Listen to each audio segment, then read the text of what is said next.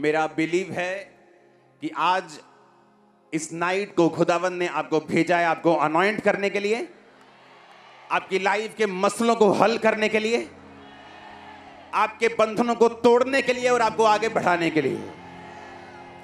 मैंने अपनी लाइफ में एक्सपीरियंस किया है, जब आपकी डिलीवरेंस होती है, आपकी लाइफ के मसले परमेश्वर हल करता है, आप परमेश्वर के लिए तैयार होते हैं इस्तेमाल होने के लिए। इसलिए मैं कहता हूं जो चंगाई है ये शारीरिक नहीं है।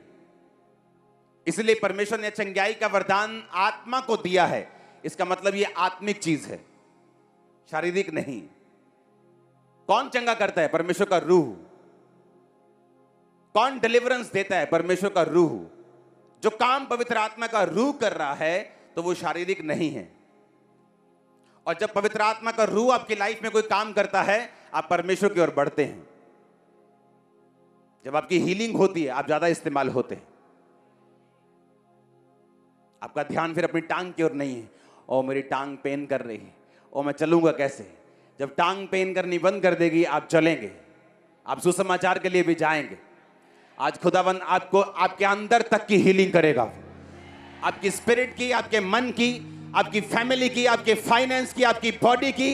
आमीन। आज ऊंचे वाला चाहिए चर्च।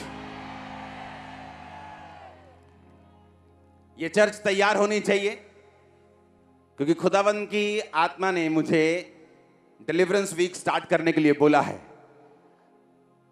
और मैं आपको बताऊंगा ये कब से स्टार्ट हैं।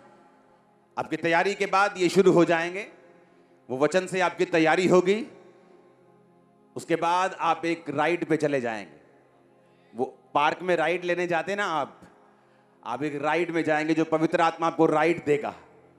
वो शानदार राइड होगी और आपकी लाइफ चेंज होने वाली है। मैं आपको पहले से एडवांस में कांग्रेचुलेशन बोल रहा हूं चर्च। आप सफलता को चखने वाले हो इन जीसस ने। Hallelujah, hallelujah.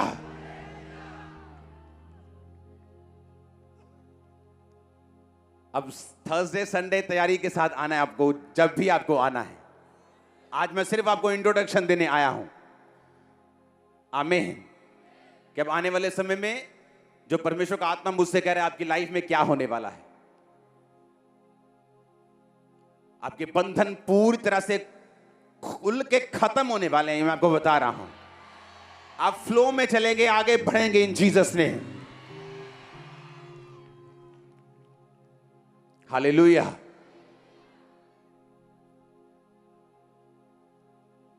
वचन को पढ़ेंगे उत्पत्ति 49 उसकी 1 से 12 आयत, उत्पत्ति 29 उसकी 31 से 35 आयत।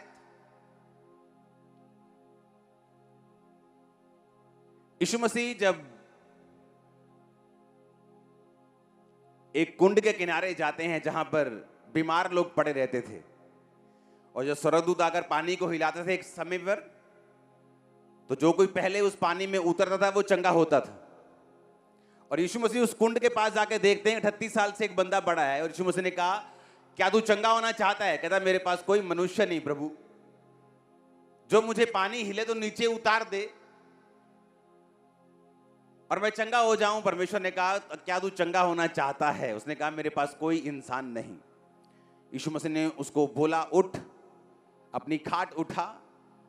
और बाइबल कहती वो हील हुआ। और जब वहां भीड़ पड़ गई कि ये क्या हुआ, कि पानी तो हिला नहीं, ये बंदे चंगे कैसे हो रहे हैं, तो यीशु मसीह भीड़ से हट गए।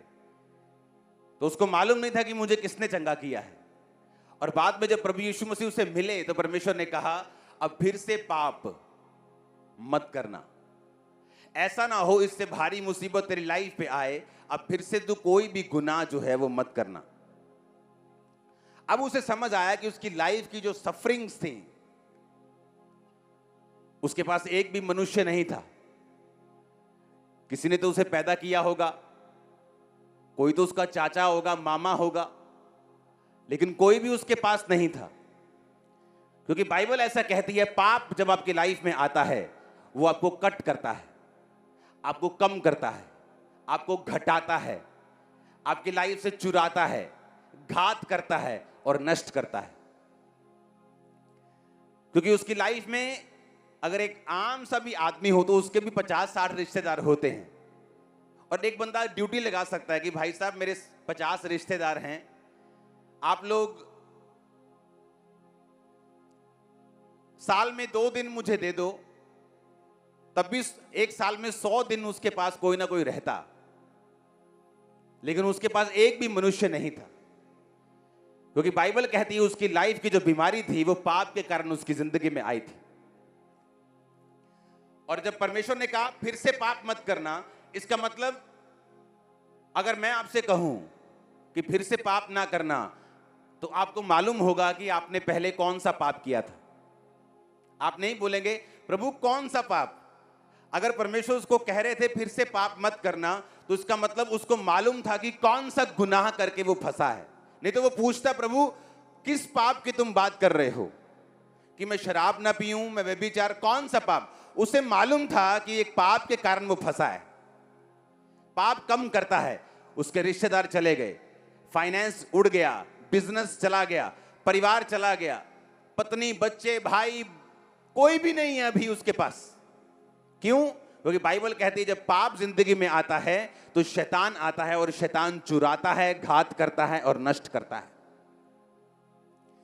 जब भी शैतान को आपको कम करने का दिल करता है, वो आपको कम नहीं कर सकता, क्योंकि आप परमेश्वर की संतान हैं। इसीलिए वो पाप की एंट्री आपकी लाइफ में करता है, और आपका ब्लू फिल्म देखने को मन करता है, शराब पीने को मन करता है, शरीर की इच्छाओं को पूरा करने का मन करता है, क्योंकि शैतान आपको नफरत करता है। वो चाहता है आप कम हो, आप घटाए जाएं, आप कम किए जाएं, बेइज्जत किए जाएं, अकेले रहें, मरते रहें। वो ये चाहता है, और इसी में उसकी संतुष्टि है। और जीसस ने कहा शैतान चुराने, घात करने, नष्ट करने आया, और मैं तुम्हें जीवन देने का आया, और बहुतायत का जीवन देने के लिए आया। और इसलिए प्रभु यीशु मसीह ने जब उसे चंगा करके बोला फिर से पाप मत करना, ऐसा ना हो इससे भारी मुसीबत आए, तो उसको मालूम था जीसस क्राइस्ट कौन से पाप के बारे में बात कर रहे हैं। हालेलुया। और आज के बाद जब शैतान आपको पाप की ओर लेके जाए, तो आपको मालूम होना चाहिए कि वो आपको कम करना चाहता है, कुछ चुराना चाहता है, कुछ एक हाथ से आपकी लाइफ में मीठा देके दूसरे हाथ से आपकी पूरी लाइफ को छीन लेना चाहता है आपकी जिंदगी से। आप जीते हुए भी मरे हुए होंगे इस धरती के ऊपर, ये शैतान चाहता है आपकी लाइफ में। हालेलुया। और परमेश्वर ने कहा फिर से पाप मत करना, ऐसा ना हो इससे भारी मुसीबत तेरी लाइफ में आए। हालेलुया। पूरी बाइबल भरी पड़ी है। शरीर का काम जब हुआ तो क्या हुआ? जब किसी ने स्पिरिट को फॉलो किया, आत्मा को फॉलो किया, तो उसकी लाइफ में क्या हुआ? और बाइबल कहती है परमेश्वर हमें चॉइस देता है, हम पे थोपता नहीं है कि हम शरीर का काम भी चूज कर सकते हैं, चुन सकते हैं, और आत्मा का काम भी चुन सकते हैं कि हमें शरीर के अनुसार चलना है कि आत्मा के अनुसार चलना है। हालेलुया। लेकिन जो परमेश्वर आपको देना चाहता है वो इज्जत है, वो बरकत है, बढ़ोतरी है, ब्लेसिंग है, वो हीलिंग है, वो डिलीवरेंस है, परिवार की साल्वेशन है, जो वो आपको देना चाहता है। लेकिन उसको लेने के लिए हमें आत्मा को फॉलो करना पड़ेगा। याकूब ने अपने पुत्रों को यह कहकर बुलाया, इकट्ठे हो जाओ और मैं तुमको बताऊंगा कि अंत के दिनों में तुम पर क्या क्या बीतेगा। जब इकट्ठे हुए तो बोला, हे याकूब के पुत्रों, इकट्ठे होकर सुनो और अपने पिता इज़राइल की ओर कान लगाओ। पहला पुत्र। तीसरी आयत, हे रुबेन, तू मेरा जेठा यानी सबसे बड़ा बेटा, मेरा बल, मेरे पौरुष का पहला फल, प्रतिष्ठा का उत्तम भाग और शक्ति का उत्तम भाग तू ही है। तू जो जल के समान उबलने वाला है, इसलिए तू दूसरों से श्रेष्ठ ना ठहरेगा, क्योंकि तूने अपने पिता की खाट पर चढ़ा और जब तूने उसको अशुद्ध किया, मेरे बिछोने पर तू चढ़ गया। शिमोन और लेवी तो भाई भाई हैं, उनकी तलवारें उपद्रव के हथियार हैं। हे मेरे जीव, उनके मर्म में ना पड़, हे मेरी महिमा, उनकी सभा में मत मिल, क्योंकि उन्होंने कोप से मनुष्यों को घात किया और अपनी ही इच्छा पर चलकर बैलों को पंगु बनाया। धिक्कार उनके कोप को जो प्रचंड था और उनके रोष को जो निर्दयी था। मैं उन्हें याकूब में अलग अलग और इज़राइल में तितर बितर कर दूंगा।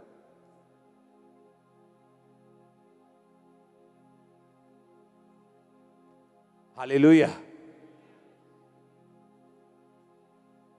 उत्पत्ति 29 पढ़ेंगे साथ साथ ताकि आपको समझ आए ये कौन थे। जब यहोवा ने देखा कि लिया अप्रिय हुई, उसने उसकी कोख खोली, पर राहेल बांझ रही। लिया गर्भवती हुई, उससे पुत्र उत्पन्न हुआ और ये कहकर उसका नाम रूबेन रखा, यहोवा ने मेरे दुख पर दृष्टि की है। 33 आयत, वो फिर गर्भवती हुई, पुत्र उत्पन्न हुआ, फिर उसका नाम उसने शिमोन रखा। 34 आयत, वो फिर गर्भवती हुई, एक पुत्र हुआ, उसका नाम उसने लेवी रखा। तो पहला बेटा हुआ रूबेन, दूसरा हुआ शिमोन, तीसरा हुआ लेवी। जब याकूब दुनिया को छोड़कर जाने वाला था, बहुत बूढ़ा हो चुका था, तो उसने अपने बेटों से कहा, आओ इकट्ठे हो जाओ और मैं तुमको बताऊंगा कि तुम पर क्या क्या बीतेगा। रूबेन आया जो पहला था, उसने कहा, प्रतिष्ठा का उत्तम भाग और शक्ति का उत्तम भाग तू ही है। पुराने समय में जो पहलौठे होते थे, सबसे बड़े बच्चे होते थे, उनको प्रॉपर्टी का डबल हिस्सा मिलता था। अगर 7 बच्चे हैं तो 7 हिस्से नहीं होते थे, 8 हिस्से होते थे प्रॉपर्टी। अगर 10 बच्चे हैं तो 11 हिस्से होते थे। 2 हिस्से पहले बेटे को मिलते थे, बाकियों को एक एक हिस्सा मिलता था। हालेलुया। आप लगा लो कि पहले बेटे को 20 के करीब मिले, 19 पॉइंट समथिंग, बाकियों को 10 10 10 10 10 ऐसे मिलता था। उसने कहा, प्रतिष्ठा का उत्तम भाग भी तू ही है, मेरे पौरुष का पहला फल तू ही है, शक्ति का उत्तम भाग भी तू ही है। अगर आप परमेश्वर को देखें तो परमेश्वर ने कहा था इजरायलियों को कि तुम्हारे सारे पहलौठे मेरे हैं।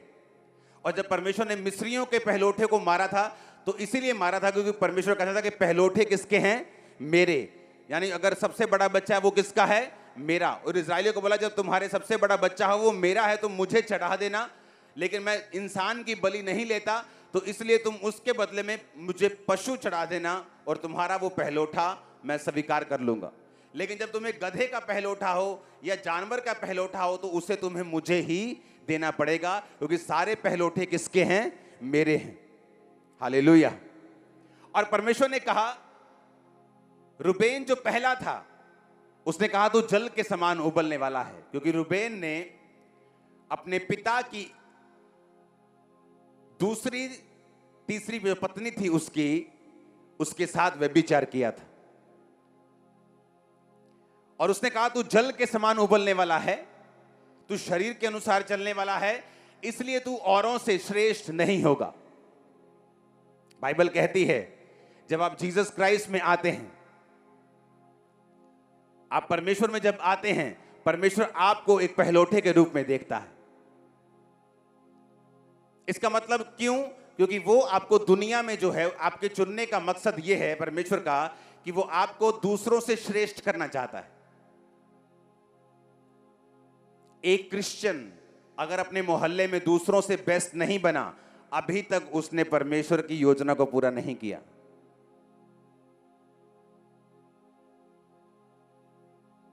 उसने कहा तू दूसरों से अब श्रेष्ठ नहीं होगा। जैसे अन्य जाति लोग तेरे पास रहते, तू भी उन्हीं के जैसा होगा। उन्हीं के जैसा तू काम करेगा, उन्हीं के जैसे खाए पिएगा, उन्हीं के जैसे दुख सुख तेरी लाइफ में होंगे। तू उनसे श्रेष्ठ नहीं होगा क्योंकि तू शरीर के अनुसार चला। लेकिन परमेश्वर की योजना क्या थी? परमेश्वर ने कहा मेरी योजना यह थी कि तू दूसरों से श्रेष्ठ होगा और तेरा भाग दूसरों से ज्यादा होगा। यह परमेश्वर की योजना है आपकी लाइफ के लिए। लेकिन उसने कहा तू शरीर के अनुसार चला, इसलिए अब तू श्रेष्ठ नहीं ठहरेगा, तू भी आम लोगों की तरह होगा। आप एक क्रिश्चियन हैं, लेकिन आपके और अन्य जाति जो आपके साथ रहती हैं, आप में और उनके घरानों में कोई फर्क नहीं। उनके बच्चे भी नशों में हैं, आपके भी नशों में, वो भी गरीबी में, आप भी गरीबी में हैं। फर्क क्यों नहीं है? इसलिए नहीं है क्योंकि हमने परमेश्वर के वचनों को ध्यान से नहीं देखा और उसको फॉलो नहीं किया। अगर हमने किया होता तो बाइबल कहती है हम दूसरों से श्रेष्ठ होते।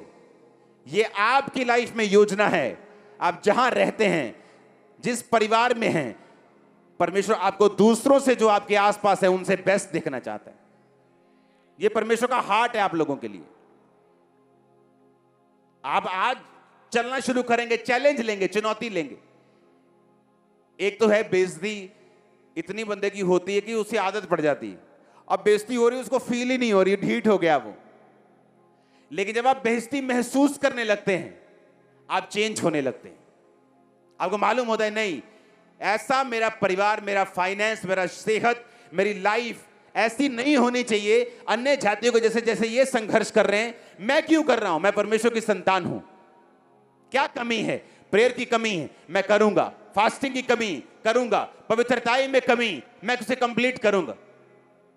और जब आप बेइज्जती महसूस करने लगते हैं, कमी महसूस करने लगते हैं, उसके बाद आपकी लाइफ की बढ़ोतरी शुरू होती है। नहीं तो आप जनता की जनता रह जाते हैं, और परमेश्वर आपको जनता नहीं देखना चाहता। आप एक एक वॉरियर हैं, एक एक जना इवेंजलिस्ट हैं आप लोग, प्रचारक हैं आप लोग, उसके याजक हैं आप लोग। उसने कहा, मैं तुम्हें श्रेष्ठ बनने के लिए मैंने चुना है। लेकिन अब तू दूसरों से श्रेष्ठ नहीं होगा। क्यों? क्योंकि तू शरीर के अनुसार चला और तूने व्यभिचार किया।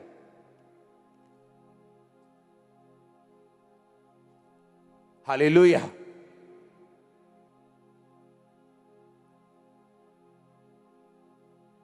कितने समझ रहे हैं? उसने कहा, तू दूसरों से श्रेष्ठ नहीं होगा। जब परमेश्वर देखता है कि पहला बच्चा, आप पुराने नियम में जब पढ़ेंगे, पहला नहीं ठहरा, तो उसकी योजना दूसरे पे आती। दूसरा कौन था? शिमोन। और तीसरा कौन था? लेवी। और इन दोनों ने क्या गुनाह किया था? बाइबल कहती है, जब इनकी बहन के साथ किसी ने छेड़ाखानी की तो इन्होंने पूरे एक कौम को मार दिया था तलवारों के साथ। और याकूब इस बात से गुस्सा हुआ कि तुमने उसकी पूरी कौम को खत्म कर दिया तलवारों के साथ। तुम्हारी तलवारें उपद्रव के हथियार हैं। तुम एक ऐसे मनुष्य हो जो अपने आप को कंट्रोल में नहीं रख सकता। अब तुम इज़राइल में तितर बितर होकर रहोगे। यानी जो ब्लेसिंग परमेश्वर की रूबेन के बाद तुम लोगों पर आनी थी, अब वो तुम लोगों पर भी नहीं आएगी।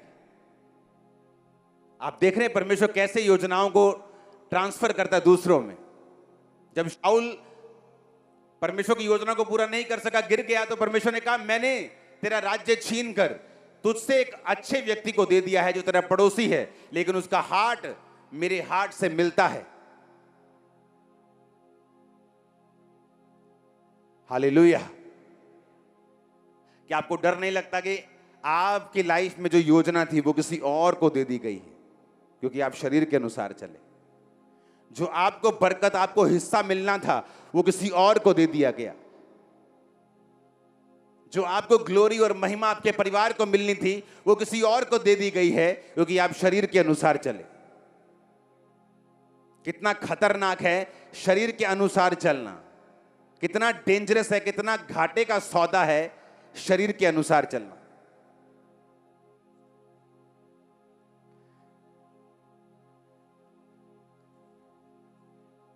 अब 35 आयत पढ़ेंगे। फिर वो गर्भवती हुई और उसके पुत्र उत्पन्न हुआ, और उसने कहा, अब की बार मैं यहोवा का धन्यवाद करूंगी, और उसने उसका नाम यहूदा रखा। चौथा बेटा कौन था? यहूदा।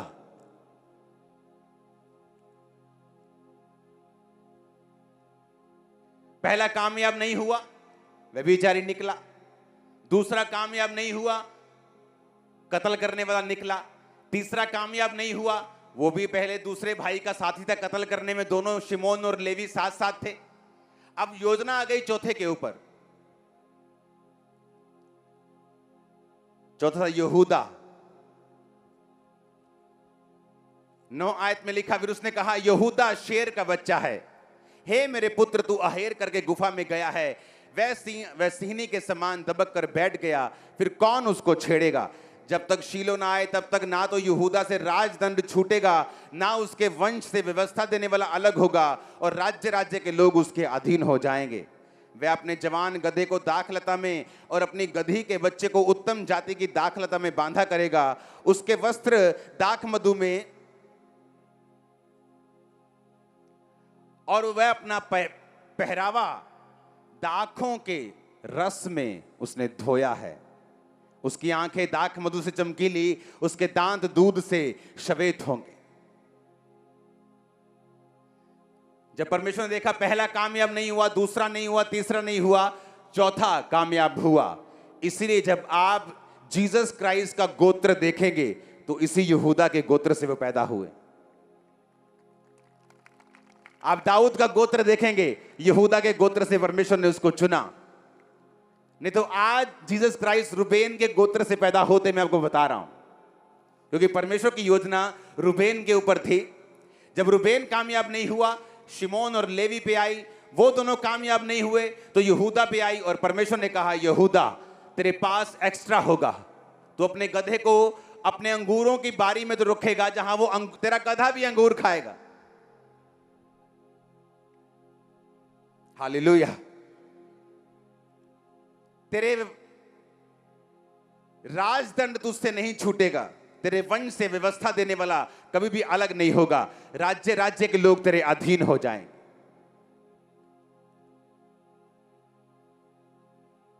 अब आप देख लो, आपने रूबेन के गोत्र में जाना है कि यहूदा के गोत्र में जाना है? आपने शरीर चुनना है कि आपने आत्मा को चुनना है? उसने कहा अगर तू शरीर चुनेगा तो राज्य राज्य के लोग तेरे अधीन होंगे, तेरे पास एक्स्ट्रा होगा, तेरी ब्लेसिंग दूसरों से अलग होगी। लोगों के पास खाने के लिए अंगूर नहीं होगा और तेरे कुत्ते तेरे गधे अंगूर खाएंगे। बाइबल कहती है, सालों से बाइबल कहती है, और जो कोई फॉलो कर रहा है वो पूरा हो रहा है उसके लाइफ।